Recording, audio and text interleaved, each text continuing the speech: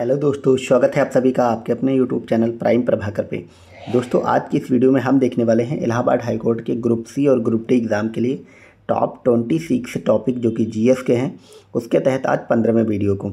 इसमें हम देखेंगे विज्ञान की प्रमुख शाखाएं और उनसे अध्ययन विषय, यानी कि किस विषय को क्या कहा जाता है। ऐसे एक क्वेश्चन आपके एग्ज़ाम में ज़रूर आता है, ठीक है। उसके बाद कुछ जो भी इसमें टर्मिनोलॉजी होती हैं या कोई भी जनक होता है, उसका पहली बार प्रयोग किसने किया शब्दों का, उन सबको भी हम देखेंगे, ठीक है। तो देर ना करते हुए वीडियो की शुरुआत करते हैं, क्योंकि अब हम बहुत कम समय में आपको बहुत ही क्विक रिवीजन करा रहे हैं ताकि ये सारी चीज़ें जल्दी जल्दी हो जाए, आपका समय भी वेस्ट ना हो, ठीक है। तो चलिए वीडियो की शुरुआत करते हैं। पहला है आपका अर्बोरी कल्चर। आपसे पूछेगा कि अर्बोरी कल्चर का क्या मतलब होता है, तो वृक्ष उत्पादन संबंधी विज्ञान, ठीक है। तो अर्बोरी मतलब वृक्ष, ठीक है। ये तो उत्पादन और ये सब मतलब नहीं याद रखना, ओवरऑल इतना याद रखना है। आपसे पूछेगा कि वृक्ष उत्पादन संबंधी ज्ञान क्या कहलाता, तो वो कहलाता अर्बोरी कल्चर। यहाँ पे आपको ओबेरी कल्चर से कंफ्यूज नहीं होना है। वृक्ष मतलब अर्बोरी, ठीक है। पुरातत्व संबंधी विज्ञान क्या कहलाता है, तो आर्कियोलॉजी, ये आपको पता ही होगा। तो जो इंपॉर्टेंट होगा वो मैं आपको बताऊंगा, क्योंकि जो जो चीज़ें नहीं पता होती, जैसे पहला वाला अर्बोरी कल्चर वृक्ष उत्पादन, ठीक है। अस्थि उपचार, अस्थि मतलब हड्डियाँ, तो इसको आर्थोपेडिक्स कहते हैं, आपको पता है। जो भी डॉक्टर होते हैं हड्डी वाले, उनको आर्थोपेडिक कहा जाता है। इसी तरह पेड़ उत्पादन आर्बोरी कल्चर हमने ऊपर देखा, डबल डबल लिख गया है। जीव व पर्यावरण के बीच पारस्परिक संबंधों का अध्ययन क्या कहलाता है, तो इकोलॉजी कहलाता है, ये भी पता होगा। प्राणियों के व्यवहार का अध्ययन इथोलॉजी कहलाता है, ये इंपॉर्टेंट है।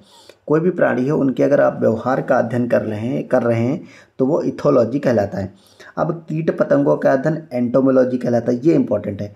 कीट पतंगों का जो अध्ययन है वो एंटोमोलॉजी कहलाता है। ध्वनि से संबंधित तो इकोस्टिक्स, तो ये इंपॉर्टेंट है। फिर है मधुमक्खियों का पालन, तो एपीकल्चर, ये आपको पता होगा। शिलालेख, एपिग्राफी, तो जो भी शिलालेख या अभिलेख वगैरह वाली चीज़ें होती हैं वो कहलाती हैं एपिग्राफी। वायुयान संबंधी जो विज्ञान है वो एरोनॉटिक्स कहलाता है, ये भी आप याद रखेंगे, ठीक है। अगला है एस्ट्रोनॉमी। तो एस्ट्रोनॉमी क्या होता है, आप सबको पता होगा। खगोलीय पिंडों का अध्ययन एस्ट्रोनॉमी कहलाता है। मानव पर ग्रह नक्षत्र के प्रभाव का अध्ययन क्या कहलाता है, तो एस्ट्रोलॉजी कहलाता है। व्यायाम संबंधी विज्ञान एक्रोबैटिक्स कहलाता है, ये इंपॉर्टेंट है। व्यायाम संबंधी विज्ञान एक्रोबैटिक, डबल डबल लिखा है, बार बार लिखा है। फिर है कीट पतंगों के अंदर एंटोमोलॉजी, हमने देखा था ऊपर। पुष्प संबंधी विज्ञान क्या कहलाता है, तो एंथोलॉजी कहलाता है, ये इंपॉर्टेंट है। तो जो फ्लावर्स का जो स्टडी होती है वो एंथोलॉजी कहलाती है। यह अंतरिक्ष यानों से संबंधित तो एस्ट्रोनॉटिक्स। पक्षियों का अध्ययन ऑर्निथोलॉजी कहलाता है, ये इंपॉर्टेंट है। जो भी बर्ड्स हैं उनका अध्ययन क्या कहलाता है, तो ऑर्निथोलॉजी। हड्डियों का अध्ययन ऑस्टियोलॉजी, हमने ऊपर अभी देखा भी था, हड्डियों का मतलब अस्थियों का। फिर है दांत व मसूड़ों का अध्ययन क्या कहलाता है, तो ओडोंटोलॉजी कहलाता है। प्रकाश के प्रकार व गुणों का अध्ययन ऑप्टिक्स, ठीक है। पक्षियों का ऑर्निथोलॉजी देखा था। जैतून का की कृषि जो होती है वो ओलिवोकल्चर कहलाता है। तो आपको पता ही होगा कि ऑलिव ऑयल मतलब जो होता है उसको जैतून बोलते हैं, जैतून का तेल। सब्जियों की व्यापारिक कृषि ओलेरी कल्चर, तो सब्जी मतलब ओलेरी। सपनों का अध्ययन ऑनिरोलॉजी, तो जो सपने होते हैं उनका अध्ययन ऑनिरोलॉजी कहलाता है। हृदय की संरचना तो कार्डियोलॉजी, कार्डियो शब्द ही हृदय से रिलेटेड है, ठीक है। और रासायनिक यौगिकों के कैंसर का उपचार कीमोथेरेपी कहलाता है। और मनुष्य के सौंदर्य का अध्ययन कैलोलॉजी कहलाता है, ये इंपॉर्टेंट है। अगर आप मनुष्य के सौंदर्य और इन सब चीज़ों पर बात करेंगे तो वो कैलोलॉजी होती है। फिर ब्रह्मांड का अध्ययन क्या होता है, आपको पता होगा, कॉस्मोलॉजी। कॉस्मिक मतलब ब्रह्मांड, ठीक है। फिर है क्रायोजेनिक्स। क्रायो का एक मैं आपको अर्थ बताता हूँ। क्रायो का मतलब होता है निम्न ताप। जब भी बहुत कम टेम्परेचर, मतलब नेगेटिव में भी बहुत ज़्यादा नेगेटिव चला जाए, -200 -300, अगर इस टाइप का जो नेगेटिव टेम्परेचर होता है उसको क्रायो से डिनोट करते हैं, ये आप याद रखेंगे। तो निम्न ताप पर वस्तुओं और गुणों के अन्य परिघटनाओं का अध्ययन, जहाँ पे भी क्रायो लगेगा उसका संबंध निम्न ताप आएगा ही आएगा। जेनेटिक्स का मतलब होता है अनुवांशिक गुणों के लक्षणों के पीढ़ी दर पीढ़ी हस्तांतरण की प्रक्रिया। फिर घर्षण और स्नेहक का अध्ययन ट्राइबोलॉजी कहलाता है। पुराने सिक्कों का अध्ययन, ये बहुत इंपॉर्टेंट है, न्यूमिस्मैटिक्स कहलाता है, पुराने सिक्कों का अध्ययन, ठीक है। अंकों का अध्ययन क्या कहलाता है, तो न्यूमरोलॉजी कहलाता है, ये मतलब डबल डबल लिख गया है इसमें। फिर तंत्रिकाओं या नाड़ी का अध्ययन न्यूरोलॉजी, तंत्रिका तंत्र भी न्यूरोलॉजी। मछलियों का व्यापारिक उत्पादन पिसीकल्चर। अध्यापन कला पैडागॉजी, पैडागॉजी जो लोग मतलब बीएड डीलेड वगैरह करे होंगे उनको पता होगा। पैडागोलॉजी उनके में पूरा सब्जेक्ट ही होता है, ठीक है। तो पैडागोजी होता है अध्यापन कला, और मिट्टी का अध्ययन पैडालॉजी। तो इसमें कंफ्यूज नहीं होना है आपको कि जो अध्यापन कला है वो पैडागोजी और पैडालॉजी मिट्टी। रोगों की प्रकृति कारण उपचार, ये पैथोलॉजी होता है। और पैरालॉजी स्पंजों का अध्ययन। पैलियोंटोलॉजी जीवाश्मों का अध्ययन, ये बहुत इंपॉर्टेंट है, याद रखेंगे। पैलियो एंटोलॉजी जो है वो जीवाश्मों का अध्ययन होता है। फलों का अध्ययन जो है पोमोलॉजी कहलाता है, ठीक है। और शैवालों का अध्ययन फाइकोलॉजी, ये बहुत इंपॉर्टेंट है। प्राकृतिक भूगोल का अध्ययन फिजियोग्राफी। जो मैं आपको बता रहा हूँ, टिक लगाते चल रहा हूँ, उन सबको आप ज़रूर नोट डाउन करेंगे या फिर मतलब बार बार रिवाइज करते रहेंगे इनको। फूलों की कृषि फ्लोरिकल्चर, ठीक है। बायोकेमिस्ट्री आपको पता है, जीव शरीर की रासायनिक क्रियाओं के अध्ययन संबंधी जो विज्ञान है उसको बायो केमिस्ट्री कहते हैं। माइक्रोबायोलॉजी सूक्ष्म जीवों का अध्ययन। माइक्रोलॉजी फफूंद संबंधी विषयों का अध्ययन। मॉर्फोलॉजी जीव एवं भौतिक विज्ञान की आकारिकी अध्ययन, ठीक है। मिनरलोजी खनिजों का अध्ययन, वातावरण संबंधित अध्ययन। मेट्रोलॉजी मेमोग्राफी स्त्रियों के स्तनों की जांच करने वाली चिकित्सा विज्ञान, ठीक है, मेमोग्राफी। फिर मेमोलॉजी स्तनधारी जंतुओं का अध्ययन, ठीक है, मेमल से रिलेटेड है तो आप ऐसे याद रखेंगे। मैरीकल्चर, मैरी मतलब समुद्र होता है तो समुद्री जीवों का उत्पादन। मोफोलॉजी पौधों की बाह्य संरचना का अध्ययन, ठीक है, ये नहीं पूछेगा आपसे। लिथोलॉजी चट्टानों का एवं पत्थरों का अध्ययन, तो लिथोलॉजी मतलब चट्टानों का अध्ययन। विटिकल्चर अंगूर की खेती। साइकोलॉजी मनोविज्ञान। साइटोजेनेटिक्स जीव विज्ञान और उसकी आनुवंशिक विशेषता, ठीक है। साइटोलॉजी जीव कोशिका, तो जीव कोशिका की अगर बात करें सेल्स की तो वो साइटोलॉजी होती है। और इसी तरह सिल्वीकल्चर वन्य कृषि, यानी कि जो वनों में कृषि होती है उसको सिल्वीकल्चर बोलते हैं। फिर अगला सिस्मोलॉजी, तो ये भूकंप का अध्ययन होती है। सेरिकल्चर रेशम उत्पादन होती है। सोरोलॉजी छिपकलियों का अध्ययन होती है, इंपॉर्टेंट है ये सारे के सारे, ठीक है।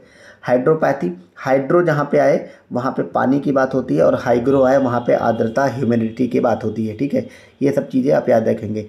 फिर है हार्टिकल्चर, फल या फूल सब्जी इन सब का उत्पादन जो है ओवरऑल जिसको बागवानी बोलते हैं वो हार्टिकल्चर होती है।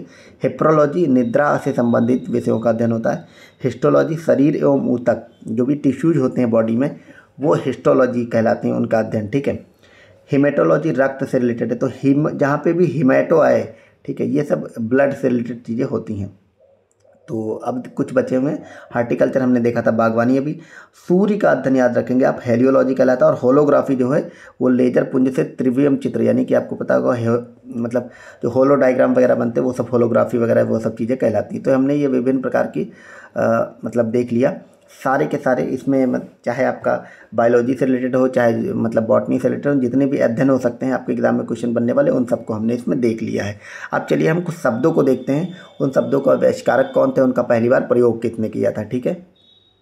तो यहाँ पे अब चलिए हम सबसे पहले बायोलॉजी या फिर साइंस से रिलेटेड जितने भी टर्म हो सकते हैं उनको किसने किसने दिया था उनको देख लेते हैं। ये बहुत इंपॉर्टेंट है और मैंने यहाँ पे बहुत ज़्यादा नहीं लिए, बहुत कुछ कम शब्दों को लिया है क्योंकि आपके एग्ज़ाम में जो क्वेश्चन बने वो इन्हीं में से बनेगा, इससे बाहर नहीं बनेगा। तो आपको सिर्फ इतना याद रखना है, मैं आपको कोई भी एक्स्ट्रा चीज़ें नहीं दे रहा हूँ, उतना ही दे रहा हूँ जहाँ से आपके एग्ज़ाम में काम हो जाए। तो बायोलॉजी शब्द का प्रयोग सर्वप्रथम किसने किया था, तो फ्रांसीसी वैज्ञानिक लैमार्क और जर्मन वैज्ञानिक ट्रेवे रेनस ने किया था। तो आप याद रखेंगे 1802 में। तो दो वैज्ञानिक हैं, इसमें आपको देश नहीं पूछेगा, सिर्फ वैज्ञानिक का नाम पूछेगा।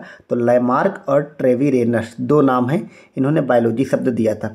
फिर एक टर्म आता है जैव विविधता या फिर जिसको बायोडाइवर्सिटी बोलते हैं, इसको किसने दिया था, इस टर्म को सबसे पहले दिया था रेमंड एफ डैशमैन ने। तो रेमंड एफ डैशमैन ने बायोडाइवर्सिटी या फिर जैव विविधता टर्म 1968 में दिया था, ठीक है। एक नाम आता है अरस्तु का। अरस्तु को जीव विज्ञान के पिता के रूप में जाना जाता है, जीव विज्ञान के जनक आपसे पूछेगा। सिर्फ विज्ञान का अगर जनक पूछे तो वो गैलीलियो गैलीली था, ठीक है। अगर विज्ञान के जनक की बात करें तो गैलीलियो गैलीली, और जीव विज्ञान के जो जनक थे वो अरस्तु थे, ठीक है। एक क्वेश्चन और बनता है कि विटामिन शब्द को सर्वप्रथम किसने दिया था, तो पोलिश जीव वैज्ञानिक रसायनज्ञ काश्मीर फंक ने दिया था। मेनली इसमें फंक याद रखना है आपको कि विटामिन शब्द को सर्वप्रथम फंक ने दिया था नाम, ठीक है। अगला है कोशिका, जो सेल्स होती हैं हमारी, उसको उस शब्द का इस्तेमाल सबसे पहले अंग्रेज भौतिक वैज्ञानिक रॉबर्ट हुक ने किया था। तो आप याद रखेंगे कोशिका मतलब रॉबर्ट हुक ने दिया था। फिर आता है इकोलॉजी या फिर जिसको पारिस्थितिकी हम बोलते हैं, उसको सर्वप्रथम दिया था जर्मन वैज्ञानिक अर्नस्ट हैकल ने, ठीक है। और टांसले ने दिया था पारिस्थितिक तंत्र यानी कि इकोसिस्टम शब्द का। तो यहाँ पे दो टर्म है, बहुत इंपॉर्टेंट है, इनमें आप कंफ्यूज हो जाएंगे अक्सर, पर यहाँ पे कंफ्यूज नहीं होना है कि अगर इकोलॉजी की बात आए तो अर्नेस्ट हैकल और अगर इकोसिस्टम की बात आए तो फिर टांसले। तो इकोसिस्टम शब्द दिया था टॉन्सले ने, इकोलॉजी दिया था अर्नेस्ट हैकल ने। अब वनस्पति विज्ञान के अगर पिता या जनक की बात करें तो वो थे थियोफ्रेस्टस। ऊतक जो शब्द है टिश्यू, इसका सबसे पहले प्रयोग किया था ज़ेवियर बिचैट ने। तो ये हमने इतने देख लिए। अब मैं इन सब की जो है वो पीडीएफ जो है अपने टेलीग्राम पे दे दूंगा, तो वहाँ से आप लोग इसका बार बार रिवाइज कर लें, क्योंकि है तो बहुत कम और बहुत छोटी छोटी चीज़ें, लेकिन वहाँ पे कंफ्यूज हो जाती हैं। जैसे इकोलॉजी और इकोसिस्टम में ही लोग कंफ्यूज हो जाते हैं, तो आपको कन्फ्यूज़न दूर करनी है और पूरे में पूरे जीके जीएस में नंबर लेकर के आनी। इसके अलावा आप Allahabad high court group C D की तैयारी कर रहे हैं तो मेरा टेलीग्राम जरूर ज्वाइन कर ले, मैंने लिंक दे दिया डिस्क्रिप्शन में। कुछ पर्सनल क्वेरी हो उसके नीचे मैंने अपने इंस्टाग्राम का लिंक दिया, वहाँ जाकर आप फॉलो करें अगर यूज़ करते हैं तो, और वहाँ पे कुछ भी एग्जाम से रिलेटेड चीज़ें आप पूछ सकते हैं। और आप लोग अपनी तैयारी प्रैक्टिस करते रहिए। मैं भी आपको 10 फुल लेंथ टेस्ट कराऊंगा, बहुत जल्द कराने वाला हूँ। और जैसे ही हमारी जीके जीएस कंप्लीट होती है, इसके साथ ही मैं आपको हिंदी इंग्लिश की क्लासेस भी देने लगूंगा एक साथ, ठीक है। और बाकी इसके अलावा बहुत सारा मटेरियल जो मैं क्लास नहीं कर रहा हूँ बल्कि अपने टेलीग्राम पे देते रहता हूँ, दे रहा हूँ, वहाँ जाकर ज्वाइन करें, वहाँ से रिवीजन करते रहें। ये सारी पीडीएफ भी वहीं पे मिल जाएंगी। मिलते हैं नेक्स्ट वीडियो में। Thank you so much, bye bye.